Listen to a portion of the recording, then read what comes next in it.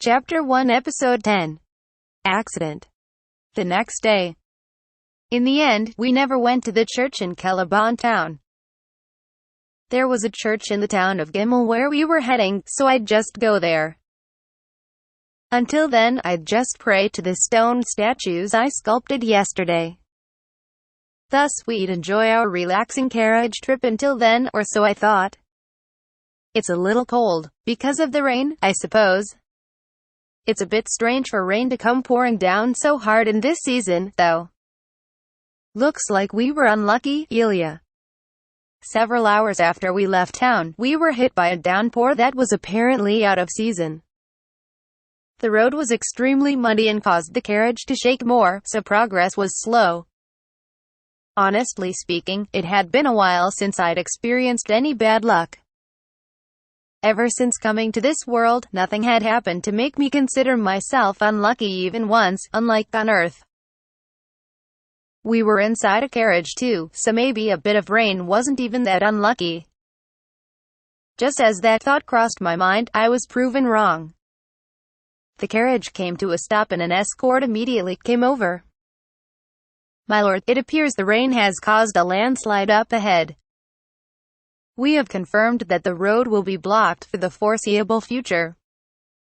"What? Are you sure?" "Yes, it's completely blocked. There are quite a few boulders and trees that have fallen as well, so we cannot pass like this." "Any detour?" "The route is still being confirmed, but it will be quite a distance from here, and all the possible roads have had reports of large bandit groups. According to one of the men with a weather forecasting skill, the rain should stop in a few hours. I suggest we make camp away from the landslide while waiting for the rain to stop, then work from tonight to tomorrow to clear the road so we can reach Gimel town as soon as possible. If I may ask for my lord's opinion." Reinhardt thought for a moment before answering. "Yes, that seems best. Long journeys are tough on Ilya, since she isn't used to them yet, and we want to avoid dangerous roads. We shall follow your suggestion." "Thank you very much. We shall begin preparations immediately." The carriage moved once more. I heard them say there was a tree up ahead that they could take shelter from the rain under, but wasn't it bad to stand under a tree in pouring rain? Well, I suppose it was fine as long as I couldn't hear thunder. I'd just make sure to stay at least 2 meters away from the trunk of the tree. That should be safer than nothing in case lightning strikes. The carriage stopped again 5 minutes later, the people surrounding us bustling about with their work while Around came inside our carriage. "We are currently hurrying to set up camp. Please wait a little longer," Around said with a smile, but my eyes were much more worried about the escorts I could see running about in the rain behind Around. As someone who had previously worked for an exploitative employer back on Earth, I knew that an amateur trying to help out would only get in the way, but I still felt bad sitting around while other people were working. Come to think of it, I had a rain-warding barrier amongst my barrier magic. It's been so long since I used it, I completely forgot about it. That shouldn't get in the way of their work. May I use barrier magic? Why so suddenly? Oh no, I was too abrupt. They wouldn't understand what I was thinking of going by that alone. Outside people getting wet. Use rain-warding barrier.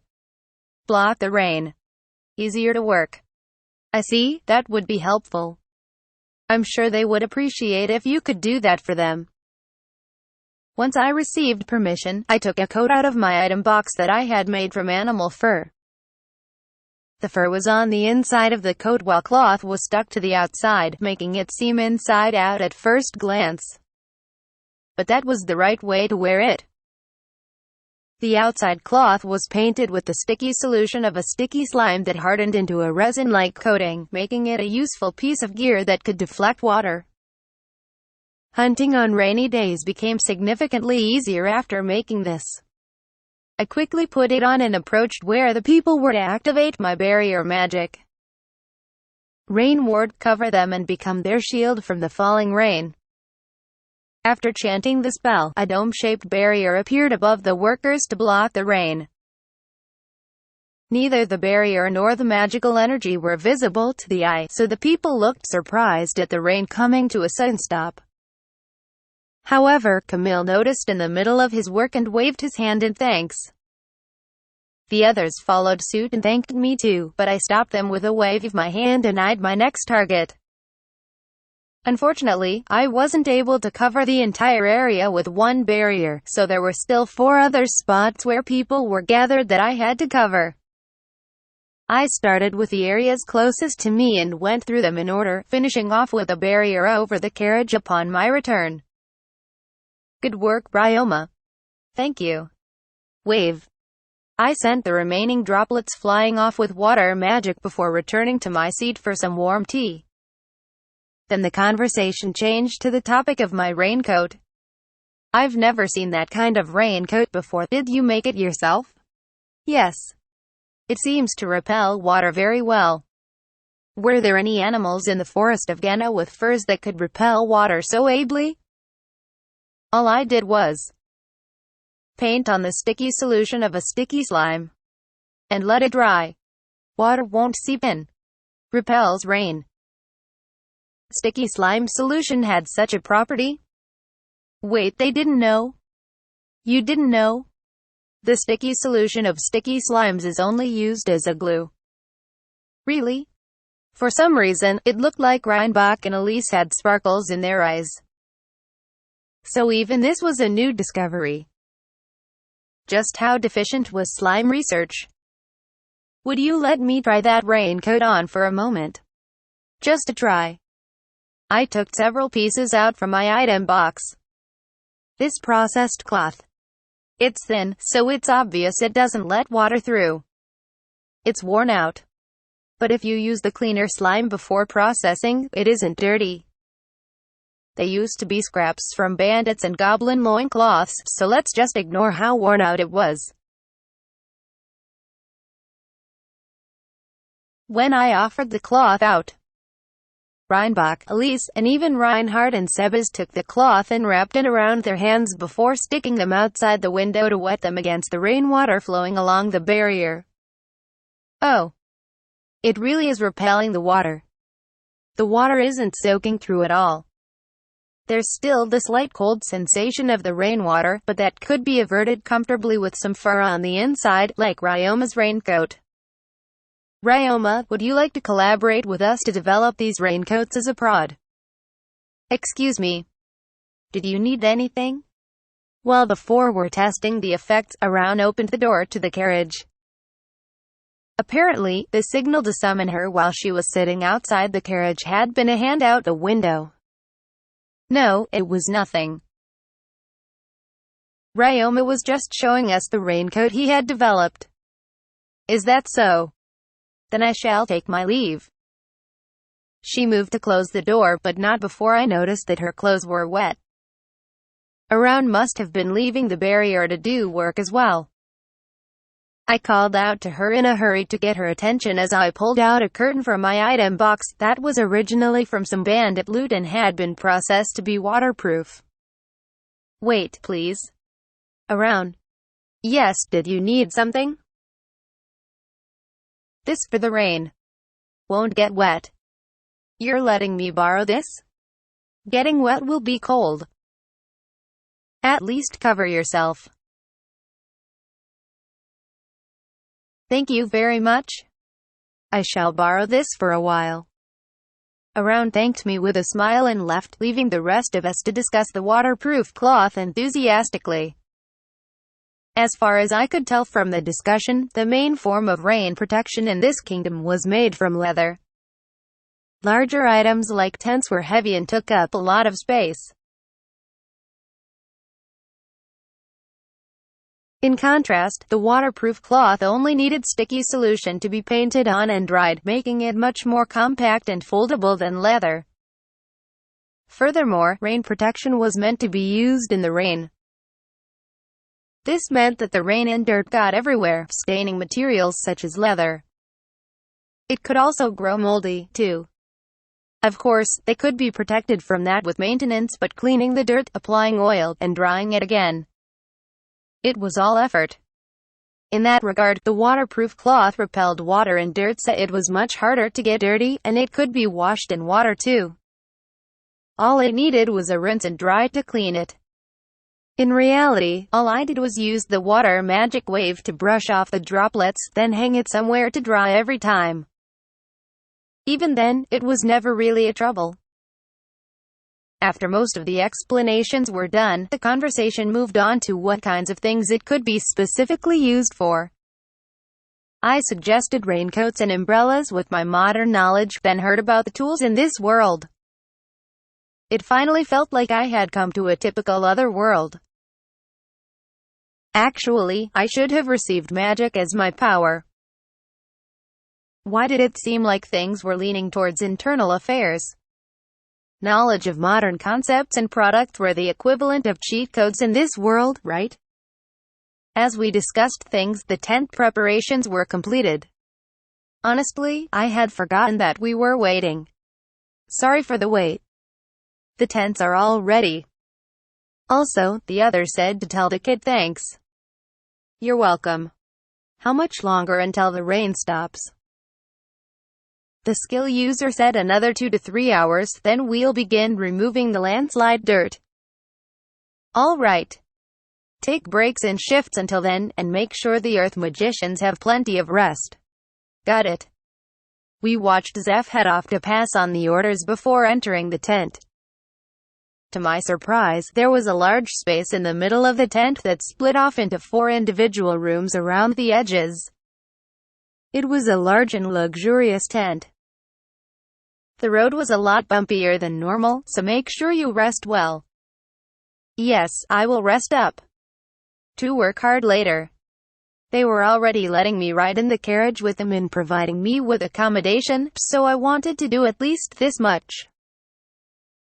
That's why I answered that, but Reinbach looked confused. Work hard. What for? The landslide dirt. I will remove it. With my earth magic. The escorts can handle that, so you can rest, you know. I've been in your care so much already. It will be for my own sake. Please let me do it. Then you can help out, if you insist. However, you must take breaks if you get tired, understand? You've already used barrier magic so many times, and running out of magic energy is painful. Oh, so he was worried about that. I was very grateful for the consideration. Thank you very much, I'll be careful. Several hours after that exchange, the downpour stopped as predicted, so work began on clearing the aftermath of the landslide. The escorts who could use earth magic were split into squads around me, each clearing away the dirt.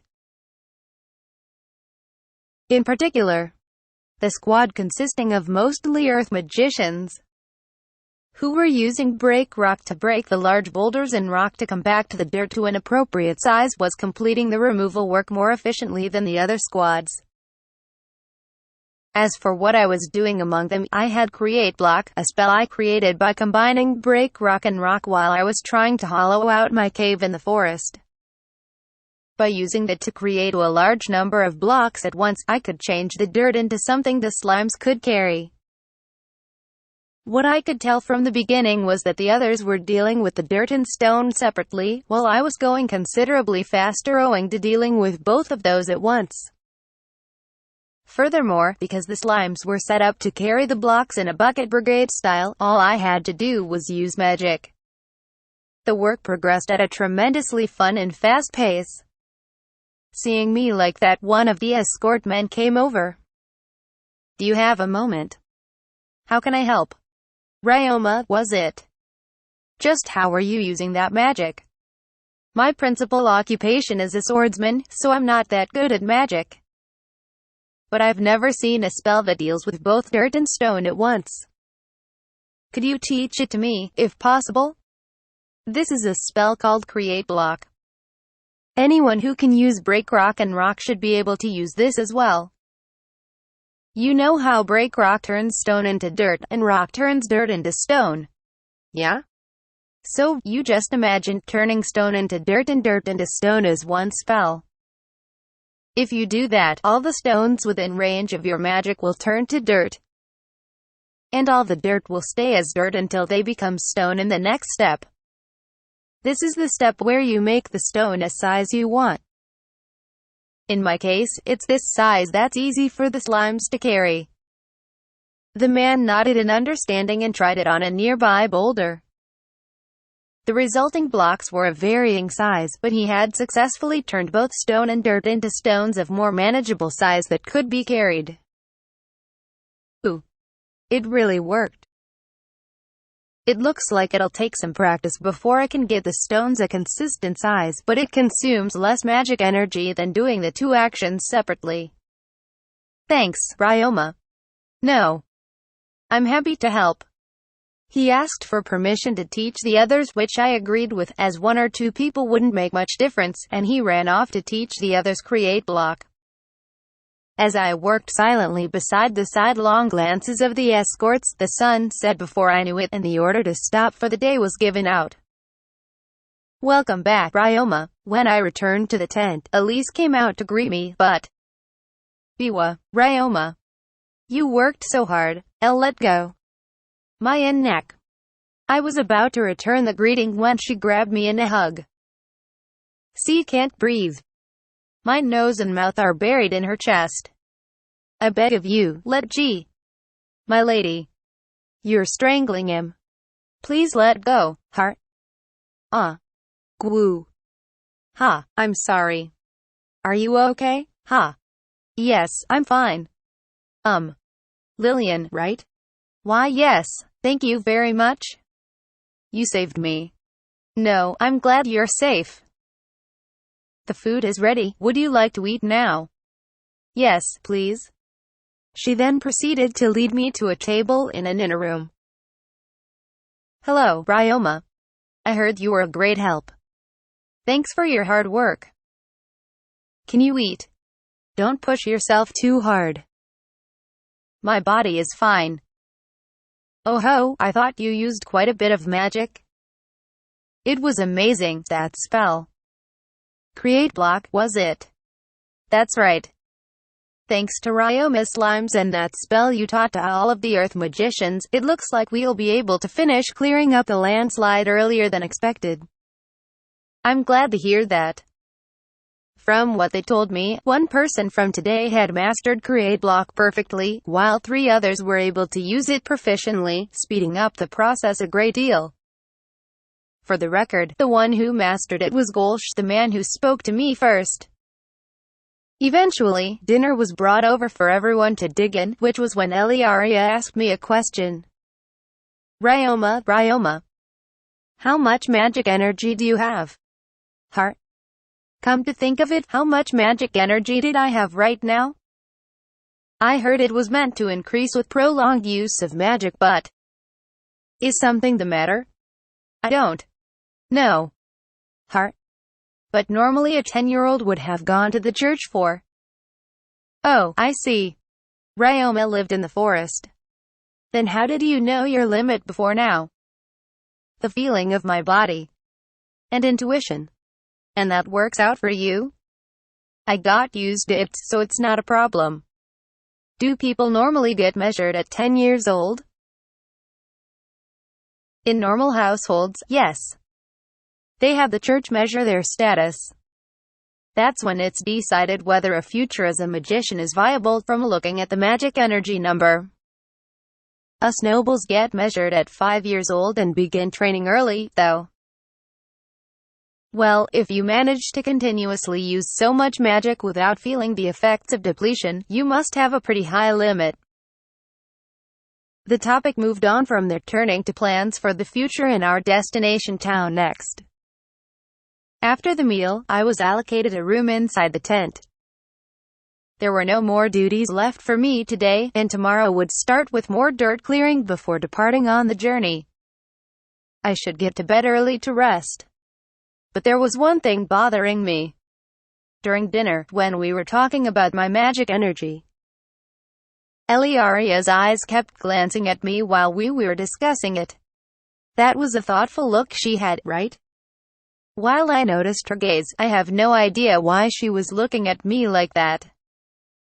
We only talked about magic energy for a little while. But I was starting to think the topic was changed on purpose, so that we didn't linger on it. Did I say something wrong? I was curious. But I missed the chance to ask. Next time I get an opportunity, I'll ask. It would be ideal if there was a way to ask casually, but otherwise, I'd just wait until we got a little closer. Speaking of which, how long have I been thinking for? Likely quite a while, judging from how heavy my eyelids are. Unable to resist the call of sleep, I nodded off like that.